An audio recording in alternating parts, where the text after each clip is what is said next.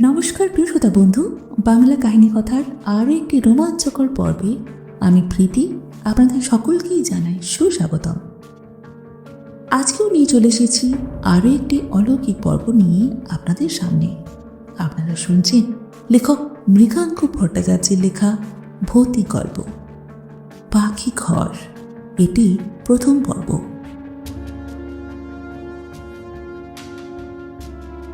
উচ্চ মাধ্যমিক দিয়ে ভূমের সঙ্গে বক্সায় এসেছি।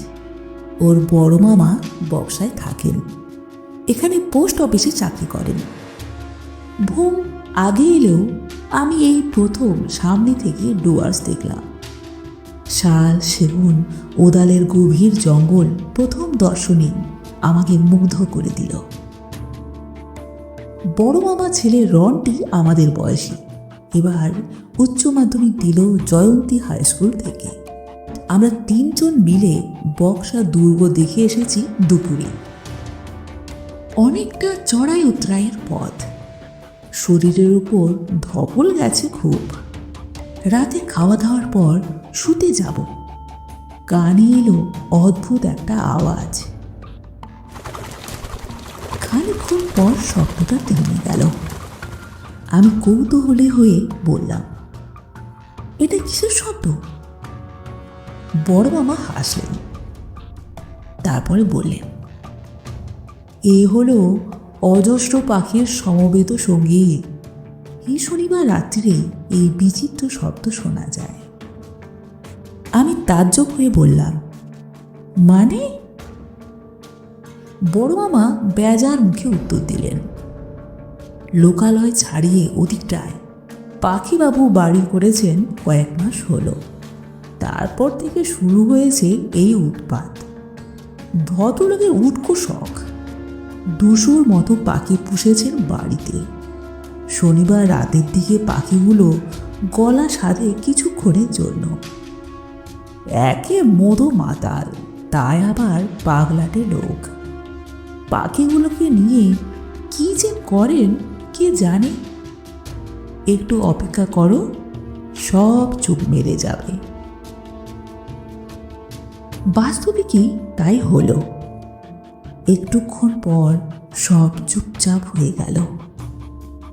আমি কৌতূহলী হয়ে জিজ্ঞেস করলাম, পাখিবাবুর ফ্যামিলি কি ওই বাড়িতেই থাকে? বড় মামা হেসে বললেন, ওর আসল নাম অন্য। ঘর ভর্তি পাখি পোষেন বলে স্থানীয় লোকজন ডাকে পাখিবাবু। ওর বাড়িটার নাম দিয়েছে পাখি ঘর। আগে বন দপ্তরে চাকরি করতেন, রিটায়ার করে বক্সায় বাড়ি কিনেছেন। বিয়ে থা করেননি, 2 বাঘের মতো কুকুর নিয়ে একাই থাকেন। কথাবার্তা বলেন না কারো সঙ্গেই। কাজের সূত্রে পোস্ট অফিসে আসেন মাঝে মধ্যে, সেই সুবাদেই আমার সঙ্গে হাই হ্যালো সম্পর্ক। আমি উৎসাহী গলায় বললাম, ওই পাখিঘরটা একবার দেখার জন্য লোভ হচ্ছে খুব। বড় মামা বললেন, তোমরা গিয়ে আমার কথা বলো ওকে, রনটি তোমাদের নিয়ে যাবে কাল সকালে। লোকালয় থেকে অনেকটা দূরে কাঠের একতলা বাড়ি, লোহার জাল দিয়ে ঘেরা বারান্দা। একটু ইতস্তত করে ডোরবেল বাজালাম। বেরোলেন রোগাটে চেহারার একজন, 60-62 বছর বয়স।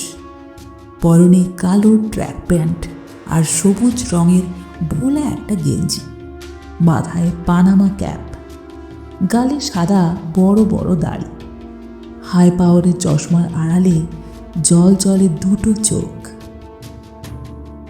রনটি বড় আমার কথা বলল। আমাদের 3 জনের মুখের দিকে তাকিয়ে থাকলেন বেশ কিছুক্ষণ, তারপর গম্ভীর স্বরে বললেন, গৌরবাবু পাঠিয়েছেন যখন, তখন আর ফিরিয়ে দিই কি করে? এসো, ভেতরে এসো। বৈঠকখানায় বসলাম। আন্দাজ করলাম দিনের বেলাতেই পাখিবাবু নেশা করে আছেন। বাড়িতে কাজের লোক কেউ নেই, নিজের রান্না নিজেই করে খান। এবং সে কারণে আমাদের চা খাওয়াতে অপারগ, সেটা পাখিবাবু জানিয়ে দিলেন প্রথমেই। তারপর বললেন, পাশের ঘরটাই আমার পাখি ঘর, দেখবে এসো। দরজাটা খুলতেই কান ফেটে গেল প্রবল আওয়াজে।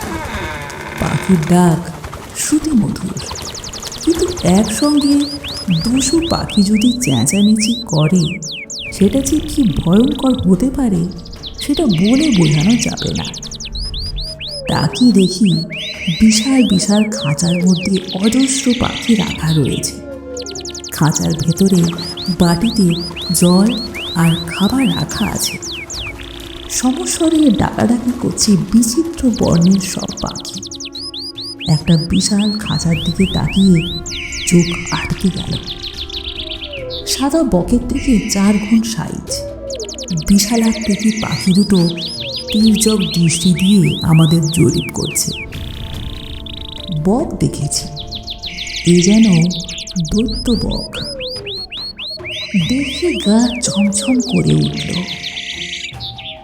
থ্যাপড়া নাক, 2 রাক্ষসের কুকুর ঘুরে বেড়াচ্ছিল ঘরের মধ্যে। পাখিবাবু একটা শীষ দিলেন। দুটোই তার সামনে গিয়ে হাঁটুতে মাথা ঘষতে লাগলো। তাদের মাথায় হাত বোলাতে বোলাতে পাখিবাবু হেসে বললেন, গ্রে প্যারোট, কাকাতুয়া, অ্যামাজন, লরি, ফিনাচ, হলদে টিয়া নিয়ে প্রায় 200 পাখি আছে আমার এখানে। আর ওই যে দেখছো দৈত্য বকের মতো চেহারার পাখি দুটো, ওদের নাম গোলায়াত হিরণ। আফ্রিকার অধিবাসী ভয়ঙ্কর সুন্দর এই পাখি। সুন্দরবন থেকে ভেরি রিসেন্টলি অনেক খরচ করে আনিয়েছি এই দুটোকে। রন্টি বলল, এত পাখি জোগাড় করলেন কি করে? পাখিবাবু চোখ মটকালেন, তারপর বললেন, টাকা দিলে বাঘের দুধ পাওয়া যায়, এ তো সামান্য পাখি। স্থানীয় ছেলে ছোকরাদের কিছু দক্ষিণা দিলেই তারাই আমাকে পাখি জোগাড় করে দেয়। বউ বাচ্চা তো নেই, সময় কাটাবার জন্য মদ খাই আর পাখি পুষি। সত্যি বলতে পেনশনের টাকা আমার এই দুটো শখের পিছনেই খরচ হয়। আমি বললাম, এই যে সারা ঘরে পাখির পালক উড়ে আসছে, মলের কটু গন্ধ, কীটনাশকের তীব্র গন্ধ, আপনার অসুবিধা হয় না? আপনি এর মধ্যে থাকেন কি করে? পাখিবাবু হাসলেন, তারপর বললেন, এই গন্ধই আমার ভালো লাগে, অন্য কোথাও গেলে আমার ঘুমই হবে না। ভোম একটু হেসে বলল, লোকালয় থেকে অনেকটা দূরে বাড়ি করেছেন বলে আপনি বেঁচে গেছেন। প্রতিবেশী টেশি নেই, নইলে হয়তো দেখতেন আপনার পাখি পোষা নিয়ে প্রতিবেশীরা অবজেকশন দিত। পাখিবাবু ভুরু কুঁচকে বললেন, প্রতিবেশী নেই তো কি হয়েছে, পলিটিক্যাল লোক আছে না।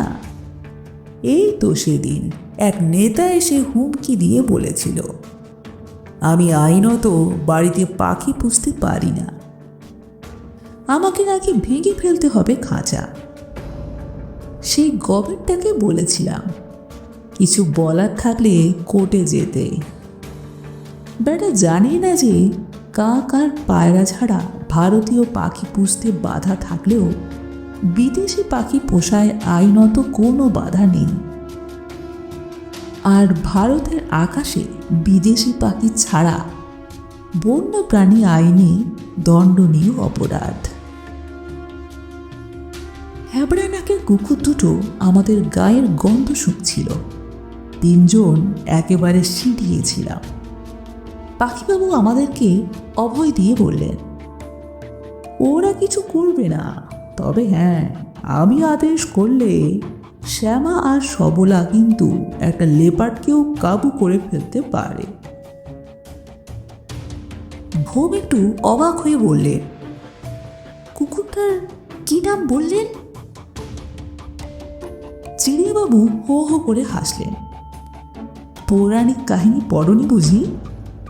যমরাজের দুই প্রহরী কুকুরের নাম ছিল শ্যামা আর সবলা। তাদের বর্ণ বিচিত্র, নাক থ্যাবড়া আর 4টে করে মাথা। হা, আমি কলিযুগের যমরাজ। আমার প্রহরীদের গায়ের রং কুচকুচি কালো, আর নাক থ্যাবড়া হলেও 4টে নয়, একটা করেই মাথা। ছোট চেহারার কুকুরটা হলো শ্যামা, আর বড়টার নাম সবলা। বোম বলে ফেলল, একটা কথা জানতে খুব ইচ্ছা করছে, যদি কিছু মনে না করেন। পাখিগুলোর কিচিরমিচির ডাক দূর থেকে অতটা শোনা যায় না, এমনকি রাতেও না। অথচ শনিবার রাত্রে শব্দটা কিছুক্ষণের জন্য অনেক গুণ বেড়ে যায়। এর কারণটা কি?